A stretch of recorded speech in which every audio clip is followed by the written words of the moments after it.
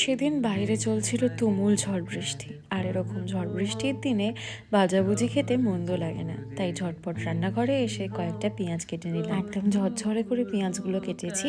আমি করব পেঁয়াজ পকোড়া, আরে পাতি বাংলায় যেটাকে পেঁয়াজি বলা হয়। তার মধ্যে দিয়ে দিলাম বেসন, স্বাদ মতো নুন, একটু গুঁড়ো লঙ্কা, একটু হলদি গুঁড়ো, আর একটুখানি জোয়ান, আর একটু সামান্য কাঁচা লঙ্কাও দিয়েছিলাম। কাঁচা লঙ্কা বাটার টেস্টটা একটু অন্যরকম লাগে। তারপর একটু তেল নিয়ে সব কটা পকোড়া ভালো করে ভেজে নিলাম।